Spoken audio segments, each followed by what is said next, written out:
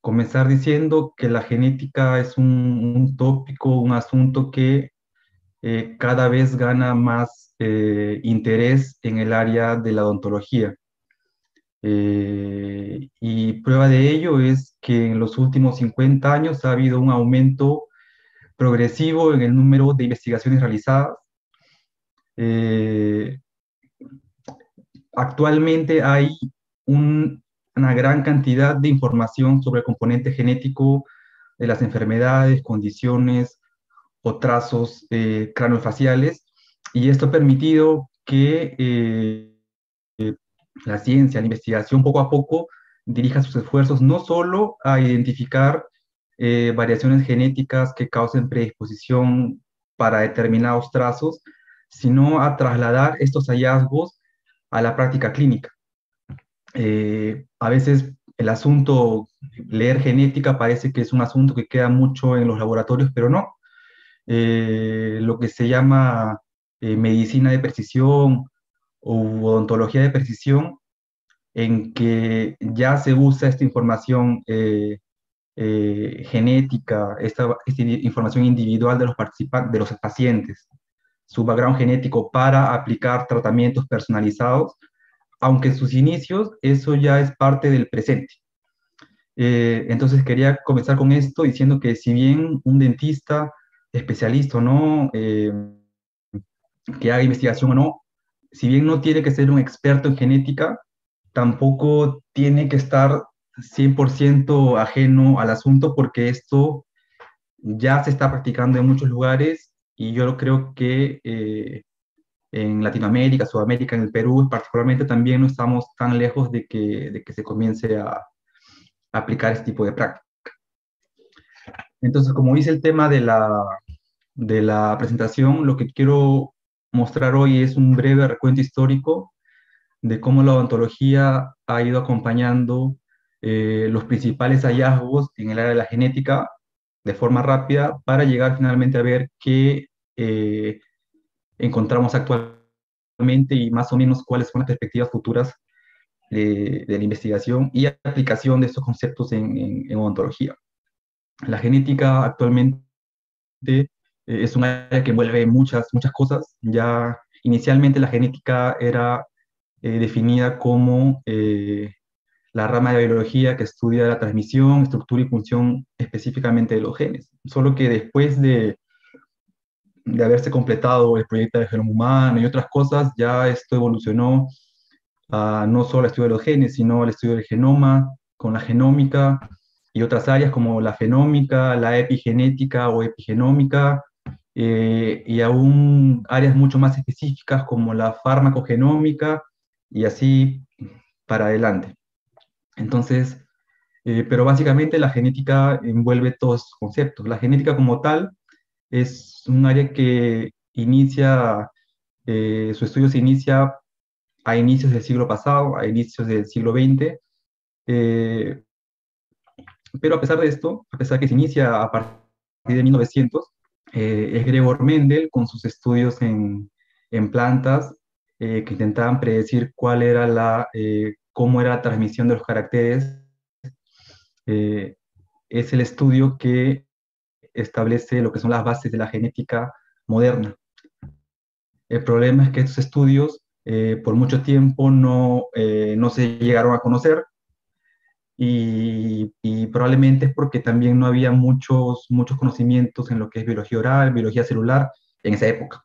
Entonces, que no se llegan a conocer estos estudios al inicio permitió que surjan varias teorías, entre las principales la teoría de la pangénesis y germoplasma, que eran teorías que intentaban explicar cómo eran transmitidos los caracteres. Y aunque esto no es tan importante para la presentación de hoy, lo menciono porque en estas épocas, antes de 1900, varias áreas de la odontología estaban formándose, iniciándose, y muchas de ellas adoptaron estos conceptos equivocados inicialmente sobre cómo se transmitían los caracteres. Entonces es normal leer manuscritos antiguos de 1900, entre 1900 y 1930 inclusive, en que, por ejemplo, en el área de la ortodoncia, se mencionaba que la pangénesis era el mecanismo que explicaba cómo se transmitían los caracteres dentofaciales. Entonces, al inicio, la ontología no acompañó muy de cerca los conocimientos en genética, y claro, porque antes la difusión de la información era mucho más difícil, y además que la genética era un área que estaba recién surgiendo. ¿Qué ocurre? Que ocurre que a partir de 1900, algunos investigadores de forma independiente comienzan a trabajar nuevamente en estudios similares o iguales a los que había realizado Gregor Mendel hace unos 40 años aproximadamente atrás. Solo que en ese momento pues ya habían conocimientos mayores de lo que es la biología celular, entonces ya se comienzan a hacer las primeras conexiones entre cromosomas, meiosis y transmisión de caracteres, y así Boveri y Sutton proponen lo que sería la teoría cromosómica de la herencia, que teóricamente tenían conceptos que hasta ahora, bueno, con algunas pequeñas especificaciones, que hasta ahora son válidos, que por ejemplo que los cromosomas eh, vienen en pares homólogos, que un par es recibido de la mamá y otro del papá, que estos cromosomas que vienen en pares homólogos durante la meiosis se separan, y por eso las células reproductivas reciben solo la mitad de este material, lo que explicaba lo que era la ley de segregación de los caracteres de Gregor Mendel.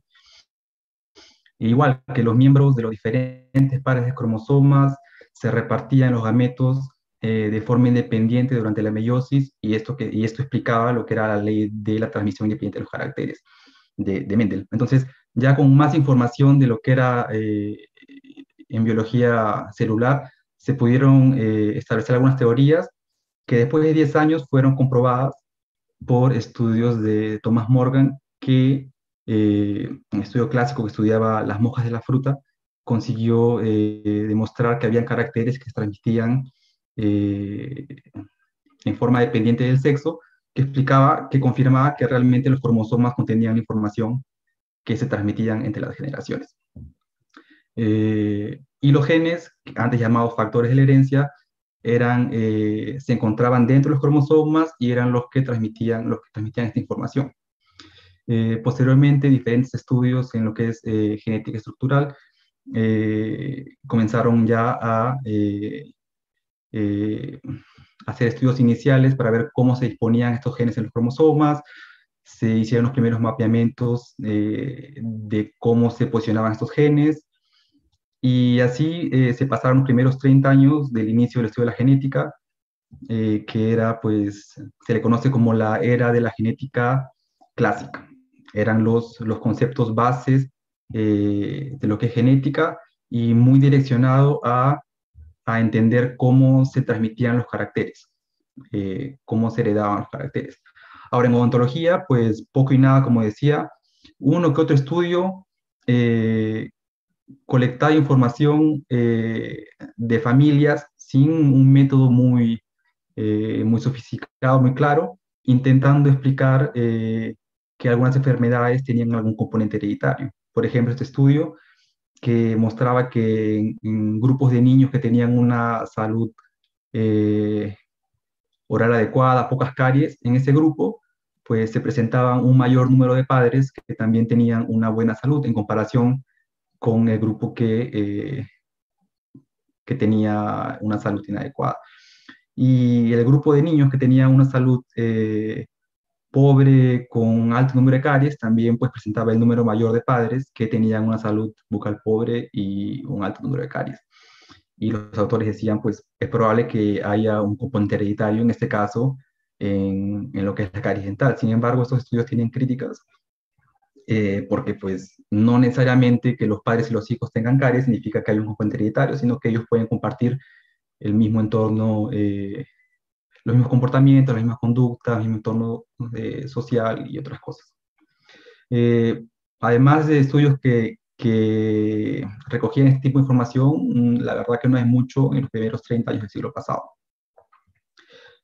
Bien, así pasamos a la genética en los siguientes 40 años, que es una era que se denomina como era del ADN, en los que se pasó de estudiar inicialmente lo que era cómo se transmitían los caracteres a estudiar cuál era la estructura de de ese material que transmitía los caracteres. Era el DNA porque la genética estructural ganó gran espacio y una serie de descubrimientos sucesivos consiguieron demostrar inicialmente que los ácidos nucleicos eran el ingrediente principal de los genes. Se comenzó a identificar cuál era la estructura de estos ácidos nucleicos, hasta finalmente que en 1953 Watson y Crick, con base en hallazgos previos de Franklin Wilkins, consiguen demostrar cuál es la estructura tridimensional del ADN. Y esto es importante porque esto proveyó lo que es la base bioquímica y estructural eh, para entender conceptos básicos de lo que es la biología molecular. Entender cómo se da la transcripción del ADN, la replicación del ADN, la transcripción del ADN y cómo transcripción de ADN en ARN y cómo este ARN se traduce en una proteína siguiendo lo que es el código genético. Esto a lo que se conoce como el dogma de la biología molecular.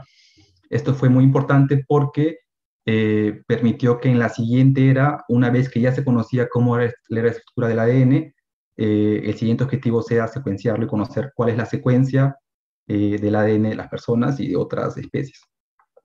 Aquí quería hacer un paréntesis rápido, hablando de algunos conceptos básicos y en palabras simples que creo que son necesarios para poder interpretar los estudios que vamos a encontrar en la actualidad.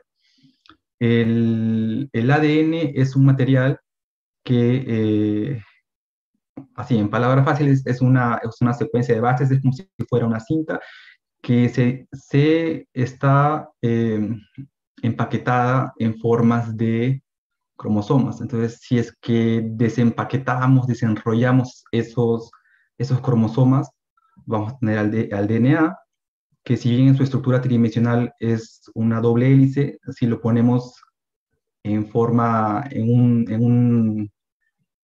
de forma plana, vamos a ver que no es más que una secuencia de pares de bases y que toda esa secuencia de pares de bases, que envuelve aproximadamente 3 billones de bases en el ser humano, está formada simplemente por 4 bases, la timina, la adenina, la citosina y la guanina, y que estas varían un orden en todo el material genético. Entonces, esta molécula de ADN en verdad no es una estructura muy, bueno, ahora lo puedo decir porque antes sí fue difícil de demostrarlo, pero no es una estructura muy compleja que digamos.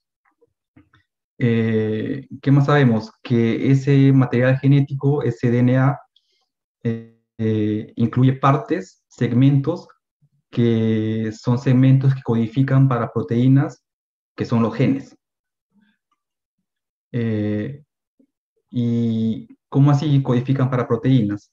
Si vemos aquí en detalle un segmento del ADN, que sería esto, que no es más que, como les digo, una secuencia de pares de bases, este material genético que está en constante replicación, una de las hebras de este material se transcribe en ARN. Esto estoy hablándolo bien en general, porque probablemente todos ya lo han revisado y lo pueden revisar. Se transcribe en ARN, que el ARN es el otro ácido nucleico que contiene información exactamente igual al ADN, solo que, vamos a decir así, en otro lenguaje.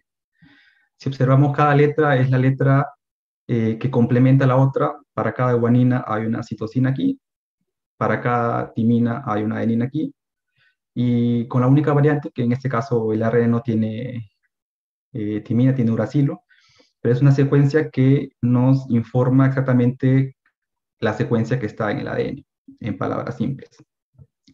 Ahora, este ARN posteriormente, ya fuera del núcleo celular, con participación de los ribosomas, se convierte en proteínas. Y es aquí que entra lo que decía el código genético.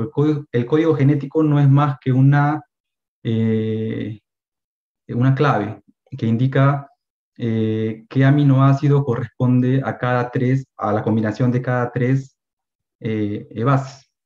Entonces, si vemos aquí este ARN, a esta secuencia de tres bases que se llama un codón, a este codón formado por la adenina, uracil y guanina, corresponde una metionina, y para esta UGG, si vemos en el cuadro del código genético, UGG corresponde al triptófano, y así a cada codón corresponde a un determinado aminoácido, y esa cadena de aminoácidos corresponde a una proteína. Y todo esto es importante, ¿por qué? Porque pues las proteínas finalmente son las moléculas que realizan todas las funciones en el organismo. Para cada cosa que por ahí habremos estudiado, que cómo se da el movimiento dentario, cómo se da la formación dentaria, siempre va a haber participación de mediadores químicos, que son los que dirigen los procesos, enzimas, hormonas, todos estos compuestos son proteínas. Entonces las proteínas no solo tienen una función estructural, sino también una función de que realizan los procesos. Entonces es importante porque el ADN es como la receta para formar las proteínas. Entonces, si sabemos que este proceso es el que ocurre, también vamos a entender que alguna variación en una de estas letras, en una de estas secuencias del ADN, puede resultar en alguna alteración en la formación de la proteína. O puede ser en que la proteína no se forme, o en la formación de una proteína defectuosa que cumpla una función diferente a la normal. Entonces, por eso conocer cuál era la estructura del ADN y cómo se daba este proceso de ADN, ARN para llegar a proteína con base siguiendo el código genético fue tan importante. Una vez que ya se conocía la estructura de ADN, el siguiente paso era conocer cuál era la secuencia, que es lo que vendría posteriormente en la era de la genómica. Ahora, durante estos 40 años, si vemos qué ocurrió en odontología, eh, básicamente estudios con familias. Inicialmente se comenzó a hablar de lo que era susceptibilidad o predisposición genética. Habían estudios, por ejemplo, este estudio que comenzaba a hacer una observación. Habían, si bien la mayoría de personas que consumen gran cantidad de azúcar o que no tienen una buena higiene, va a tener alteraciones en la microbiota relacionada a la caries y van a tener un número alto de caries, eso no ocurre con todas las personas. Hay personas que pueden comer mucho azúcar, no se pueden lavar, pero pues no tienen ninguna caries. Y esto se explicaba, algunos estudios comenzaban a explicar que pues en esto puede ser explicado por factores hereditarios o características individuales de los pacientes, lo que llamaban susceptibilidad. Y ese término pues lo usamos hasta ahora para describir los resultados del componente genético relacionado a trazos complejos, como son la caries, la enfermedad periodontal o la maloclusión. No hablamos de genética como un factor causal de la enfermedad, pero hablamos de los componentes genéticos como factores que aumentan la susceptibilidad a tener la enfermedad. Igualmente, algunos estudios en familias comenzaron a realizarse, pero que tenían la misma limitación de estudios previos, que no se conseguía separar lo que era factor hereditario en las familias o factor ambiental.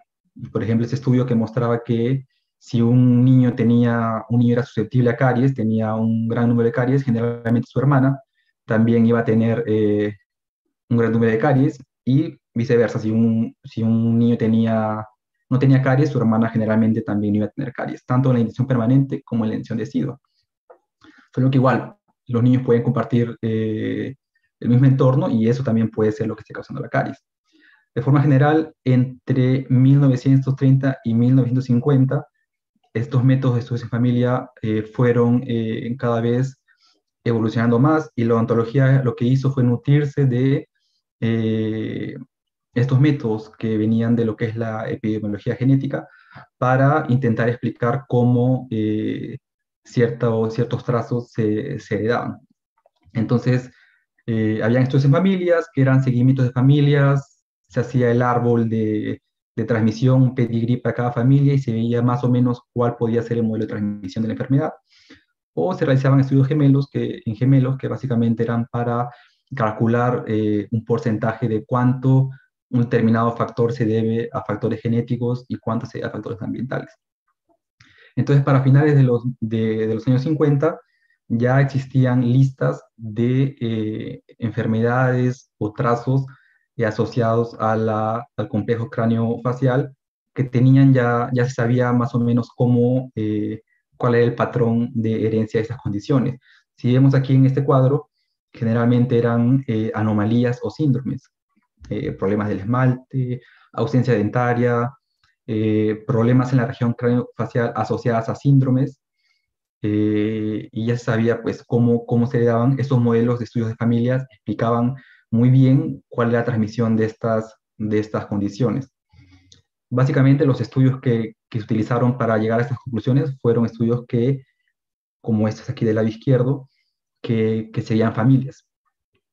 Algunos menores que otros, que es de aquí en la parte inferior, que no se ve bien, pero quería mostrarlo. Y básicamente estos estudios veían, pues, si un trazo, bueno, hasta ahora es realizado, si un trazo se salta salta generaciones, si tiene un tipo de predisposición por el sexo o no, y a veces no es muy fácil identificar cuál es el patrón de herencia, pero si se seguían varias familias, varias generaciones, se podía tener información más consistente de cómo esta condición se transmitía. Como en estos dos casos, que son modelos que son compatibles con una herencia autosómica dominante. En este caso para la amelogénesis imperfecta y en este caso para el prognatismo mandibular.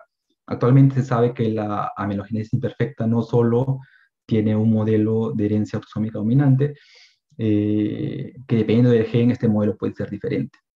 Ahora, ¿qué ocurre? Que estos estudios que clasificaban el patrón de herencia de las enfermedades como autosómica dominante, recesiva, ligada al sexo, siguen los modelos de herencia establecidos por Mendel, siguen patrones de herencia mendeliana. Y el problema que este tipo de estudios conseguía explicar muy bien o encontraba patrones de herencia consistente generalmente para enfermedades, para síndromes, que actualmente sabemos que son enfermedades monogénicas, que algún defecto en un único gen va a causar la enfermedad. Pero por el contrario, este tipo de estudios, este tipo de modelos de herencia no explica cómo se transmiten enfermedades multifactoriales, como son la caries, la enfermedad periodontal, la maclusión, que son justamente lo que más vemos probablemente en el consultorio y es lo que más existe. Entonces, para fines de los 50 no sabía poco y nada de cómo se transmitían trazos multifactoriales. Eso por un lado. Por otro lado, los estudios en gemelos también eran interesantes, pero proveen información que no tiene tanta relevancia clínica o aplicación clínica. Un estudio en gemelos parte del presupuesto que si las personas tienen el mismo material genético, que serían los gemelos monocigóticos, o un material genético similar, que serían los gemelos disigóticos, en este caso ambos gemelos deberían, yo y mi hermano, si tuviera un hermano gemelo, deberíamos tener una característica parecida en relación a un determinado fenotipo. En este caso, ese estudio es de la caries. Las barras indican el número de casos discordantes, o sea que un gemelo tenía caries y el otro no tenía caries. Se supone que lo esperado es que si ambos tienen el mismo material genético y ese trazo, que es la caries, tiene un componente genético, que el número de casos discordantes debería ser bajo, deberían ser iguales. Entonces, ¿qué se ve aquí? Que tanto la barra blanca como la negra, que son los gemelos monocigóticos en este caso y cigóticos, tenían menos número de casos discordantes que controles, mostrando que sí, había un componente genético. Y cuando se compara el número de casos discordantes entre gemelos monocigóticos y cigóticos, se ve que los que tienen el mismo material genético, que son monocigóticos, tienen aún menos número de casos discordantes que los gemelos disigóticos. Entonces sí hay un componente genético, pero no es el único, porque si no, no habría ese tipo de discordancia en algunos casos. Entonces, estos estudios en gemelos y también en familias lo que hacían era calcular una proporción de cuánto influían los factores genéticos en una determinada enfermedad y se calculaba por un índice de heredabilidad, que lo van a ver en los manuscritos como H cuadrado. Recientemente, en 2019 y 2020, fueron publicadas dos revisiones sistemáticas que sintetizaron información de este tipo de estudios y reportaban resultados, en este caso con un metaanálisis y en este caso de abajo no. Esos resultados, ¿cómo se interpretan? Se interpretan de la siguiente forma. Este 0,29 como valor del H cuadrado significa que 29% de la variabilidad entre tener o no periodontitis, en este caso, es explicada por factores genéticos. El resto por factores ambientales. Sí, es una información interesante, pero pues realmente es difícil de traer esta información para la clínica.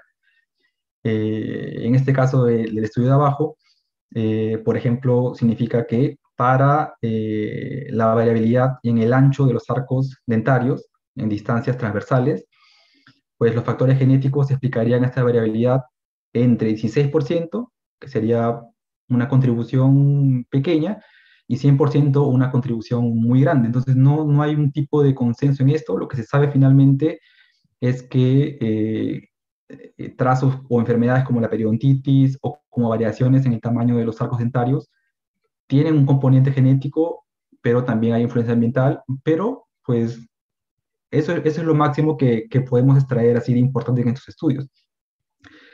Lo que sabemos ahora, como les decía, es que todas las enfermedades multifactoriales tienen de ambos.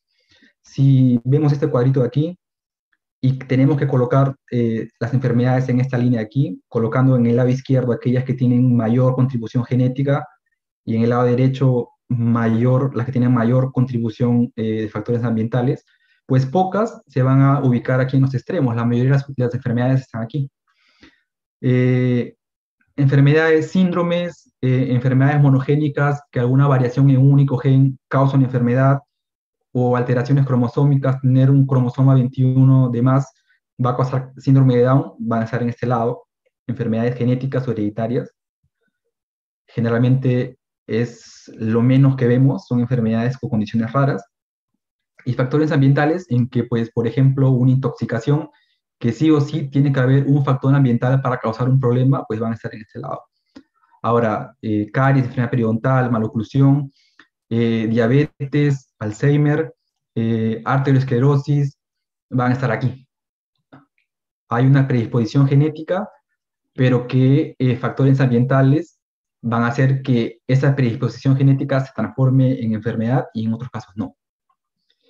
Entonces, para finales de esta época, de esos 40 años en odontología, no se tenía mucho en relación a la genética y enfermedad periodontal, caries, trazos complejos, pero sí se sabía cómo eran transmitidas algunas condiciones monogénicas. Algunos manuscritos de la época, como este de aquí, que es una revisión del área de periodoncia, planteaba este cuestionamiento, que no se sabía cómo esta información, este tipo de estudios de enfermedades, transmisión mendeliana, no estaba explicando cómo se transmitía en verdad algunas enfermedades, en este caso como la periodontitis, que lo más probable que ocurría era que varios genes participaban, cada uno con un efecto aditivo y que había contribución del medio ambiente. Y se comienza ya a mencionar que pues, estas enfermedades eran trazos complejos, que no seguían este modelo de herencia que Mendel planteaba. Entonces fueron 40 años que el foco de la investigación era a ver cómo se heredaban las enfermedades. Ya algunas revisiones para finales de los 60 o para mediados de los 60 comenzaban a introducir algunos conceptos de lo que era ADN, que sería más o menos el preámbulo para posteriores estudios que vendrían en los años siguientes. La siguiente era, que sería la era de la genómica en el área de la genética, fue yo creo que la que permitió toda la investigación que tenemos en la actualidad. Inicialmente es una era que se caracterizó por el desarrollo de nuevas tecnologías para conseguir el secuenciamiento del ADN, que es el objetivo. Entre ellas, por ejemplo, la reacción en cadena de la polimerasa o PCR, que es una técnica utilizada hasta el día de hoy para diferentes cosas, para hacer genotipaje, para evaluar expresión génica, entre otras cosas. Y eso permitió que entre 1988 y inicialmente se planeó hasta 2005, pero pues los resultados estuvieron un poco antes de lo esperado, poder secuenciar el genoma humano. Y básicamente era conocer cuál era la secuencia de letras, de bases que formaban nuestro material genético. ¿Qué se tuvo de información al final de concluir este proyecto? Pues que teníamos aproximadamente 3 billones de, 3 billones de bases, que teníamos aproximadamente, o que tenemos aproximadamente entre 20.000 a 25.000 genes, menos de lo que se esperaba, menos genes que un arroz, por ejemplo, que nosotros compartimos entre personas, compartimos el 99.9% de nuestro material genético. Solo nos diferenciamos uno de los otros en aproximadamente 0.1, pero este 0. No es un montón, son aproximadamente 3 millones de bases. Y esa diferencia en ese 0.1% de material genético es el que causa o el que explica el por qué somos diferentes, no solo físicamente, sino porque somos diferentes en cuestión de predisposición a enfermedades. Hay regiones, las regiones o los puntos en la secuencia de letras, en la secuencia de bases que forman nuestro ADN, los puntos que podrían mostrar variación se denominan polimorfismos de nucleótido único, que es un término que van a leer en la mayoría de artículos en la actualidad. Y un polimorfismo de nucleótido único es aquella región que, por ejemplo, la mayoría de personas, el 70% de las personas puede tener un alelo A, una base A, una adenina, pero el 30% de las personas pueden tener un alelo G o un C, y tener un alelo G y un C puede estar asociado con una determinada enfermedad. Entonces, esto abre las puertas para las investigaciones que encontramos actualmente, que justamente evalúan eso. Si una variación en nuestro material genético está asociado a tener más o menos predisposición a una determinada enfermedad. Otros hallazgos importantes del área de la época es que se consiguió catalogar todos los trazos monogénicos en lo que se llamó el catálogo de herencia mendeliana en el hombre, y actualmente se llama herencia mendeliana en el hombre online, que tiene información que ustedes pueden accesar. Pueden entrar a la página del NCBI, que es por donde se puede acceder a PubMed también, pero en lugar de colocar PubMed, aquí colocan OMIN, pueden colocar alguna enfermedad y ver si la enfermedad, si ha sido publicado algún trabajo que explique que esta enfermedad tiene una herencia mendeliana, de las que está explicando que era una herencia autosómica dominante, ligada al sexo, etc. Entonces van a ver aquí información actualizada, porque está actualizada a cada cierto tiempo, sobre las características clínicas de la condición, cuál es el modelo de herencia, qué hay en relación a la genética molecular de esa condición. Algunas tienen mucho más información que otras, como este caso del prognatismo mandibular, que aún no hay nada claro, uno que otro reporte sobre que diría que el prognatismo mandibular tiene una transmisión autosómica dominante, pero pues no hay nada claro y no van a haber mucha información aquí realmente. En ontología, lo que ocurrió en esta era es que ya se aprovechó en la odontología o en la biología oral, se comenzó a traer lo que era las tecnologías de biología molecular, principalmente el PCR, para comenzar a identificar cuáles eran esas variaciones o alteraciones en el material genético que estaban causando las enfermedades. Inicialmente con enfermedades o trazos que ya sabía que tenían componente genético, ya se había determinado cuál era el modelo de herencia, y ahora que se quería saber cuál era el defecto que estaba siendo transmitido eh, entre generación y generación. En este caso, cuando se identifica el problema, se puede hablar de factor causal, porque tener el defecto en el gen va a causar el problema. Tener un defecto en este gen, en la amelogenina, pues va a causar amelogénesis imperfecta. Ahora, también se comenzó a estudiar variaciones asociadas a trazos complejos, como en este caso la enfermedad periodontal, que en este caso no se puede hablar de factor causal, porque como decía, estos trazos complejos hay participación de varios genes y hay participación del medio ambiente. Entonces, en este caso, si se determina que para este estudio un polimorfismo del nucleótido único en una determinada variación genética en el gen que codifica para la interleucina 1 está asociado a la enfermedad periodontal, se puede hablar de un factor predisponente, un factor que da susceptibilidad para que se produzca esta enfermedad. Esa es la visión que se tiene que tener en caso de los trazos complejos. Posteriormente, lo que vino fue métodos más complejos, no solo para estudiar regiones individuales del material genético, sino segmentos mayores o grandes partes del genoma o el genoma completo de las personas, para ver dónde estaba variando dónde estaban ocurriendo las variaciones asociadas a un determinado trazo. De forma general, los estudios de genoma completo o genoma amplio, que en inglés es Genome-Wide Association Studies, y este es un término que lo van a leer frecuentemente, siguen más o menos este diseño. Los estudios separan los casos, por ejemplo, personas con caries, y los controles que son personas sin caries, para nuestro ejemplo, y se evalúa el material genético de una región grande y se ve dónde, en qué puntos están habiendo diferencias significativas. En este caso, se puede ver que para los sujetos que tienen caries, para la posición, para este polimorfismo, número 1, que están para el ejemplo, se ve que la mayoría de sujetos con caries tienen el alelo A y unos pocos tienen el alelo T.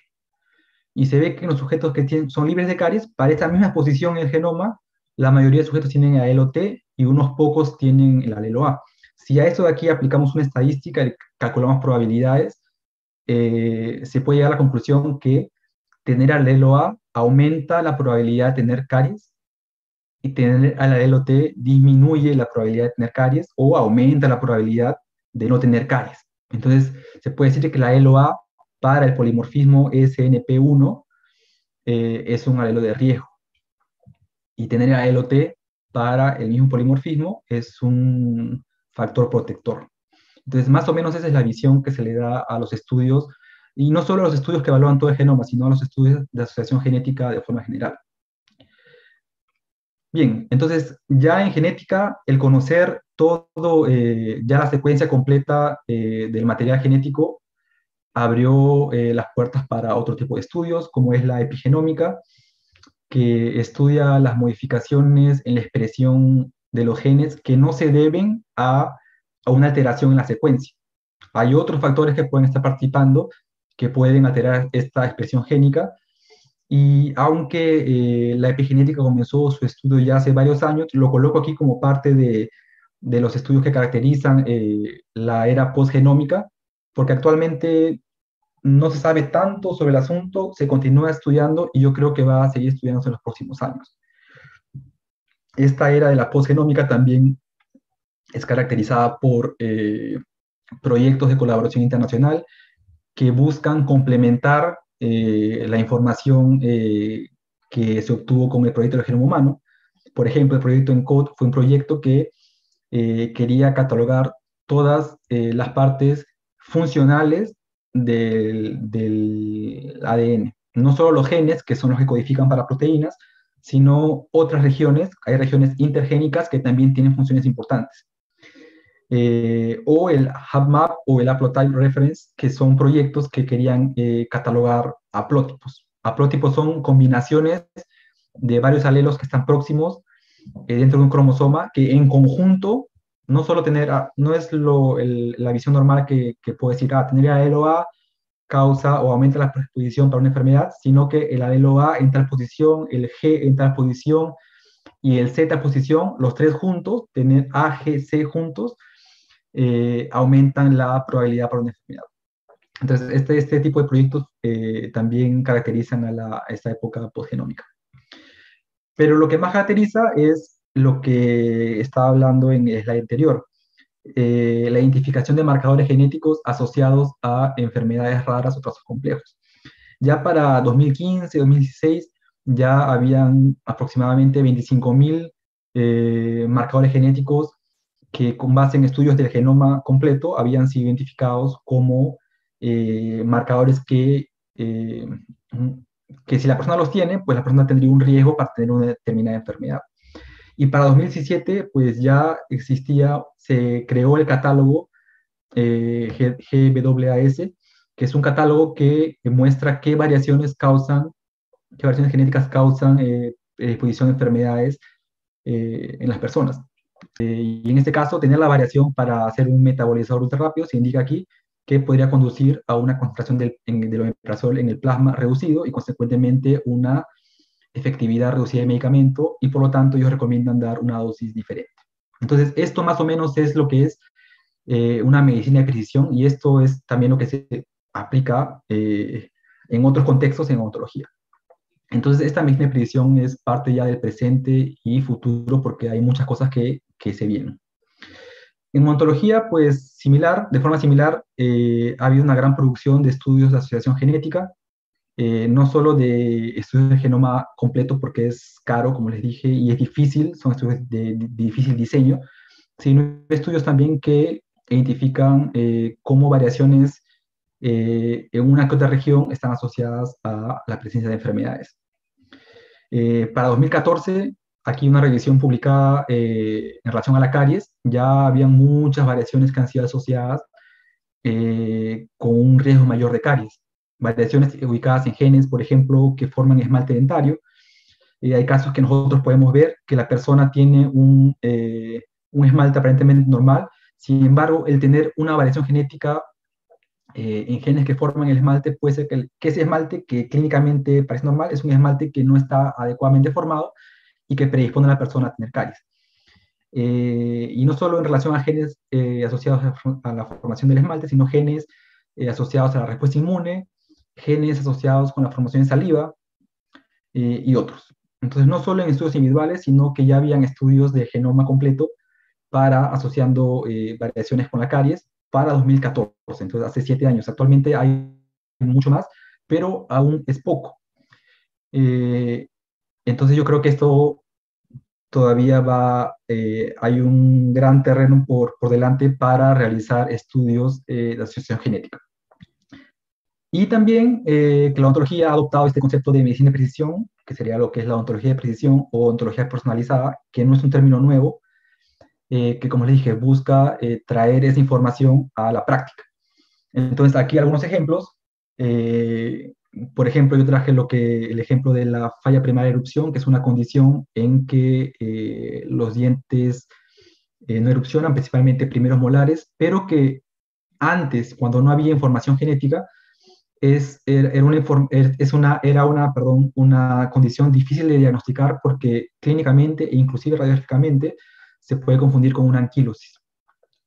Y no acaba descubriéndose hasta años después porque, por ejemplo, si llega un paciente con una falla primaria de erupción del primer molar, pues cuando en la época que tenían que erupcionar los segundos, terceros, si estos dientes tampoco erupcionaban, pues generalmente era mucho más compatible con falla primaria de erupción de que con una anquilosis, o se intentaba tratar y si no resultaba, se podía concluir también que era una falla primaria, porque la falla primaria es una condición que no responde bien al tratamiento, que sí se le podría dar a una anquilosis. Una anquilosis se puede hacer una luxación del diente e intentar traccionarlo, y a veces funciona, pero una falla primaria no.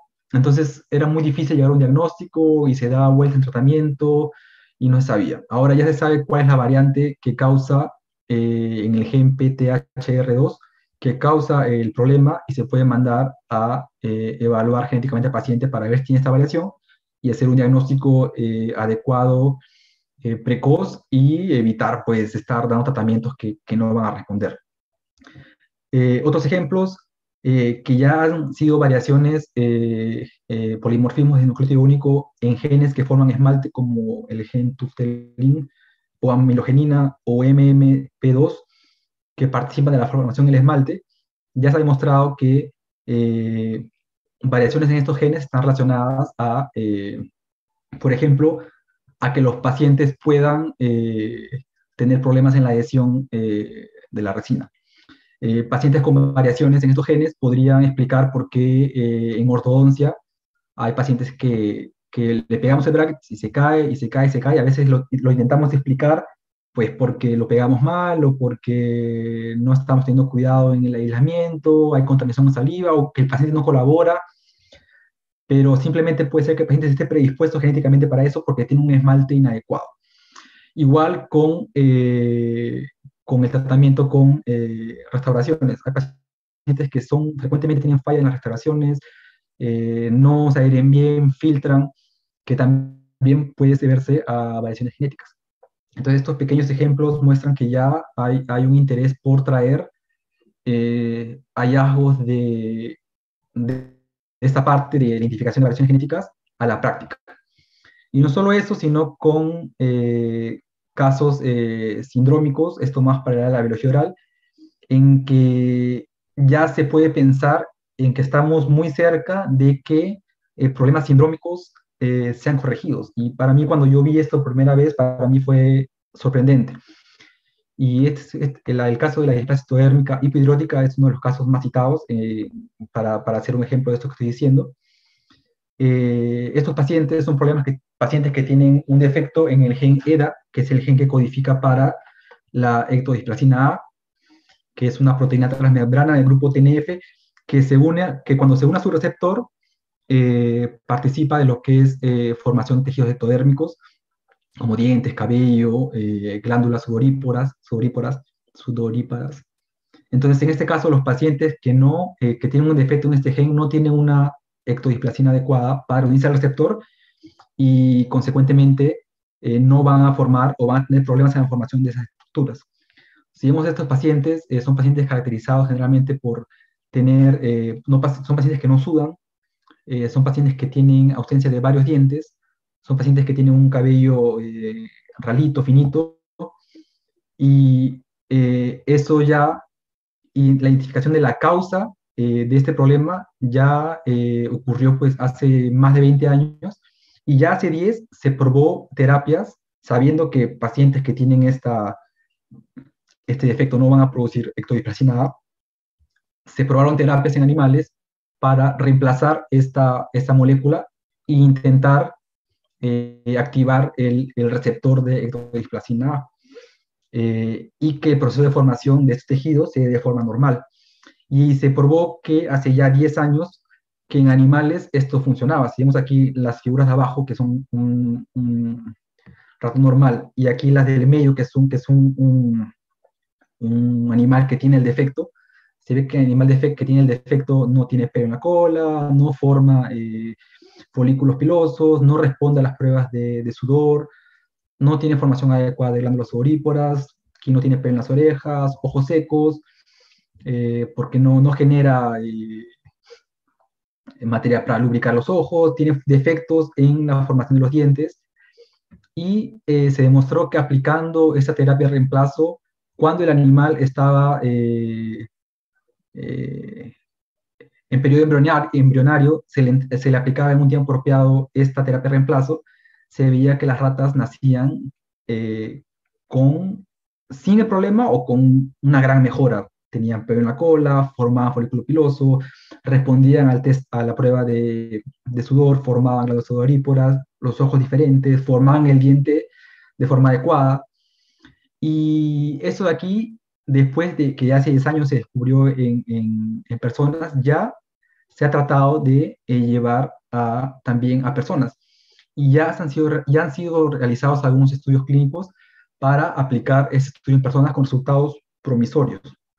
Ya se puede actualmente diagnosticar intraútero si el niño va a nacer o no con este problema, y en momentos adecuados se puede aplicar una terapia de reemplazo para que la persona no tenga gran parte de los signos y síntomas de esta enfermedad.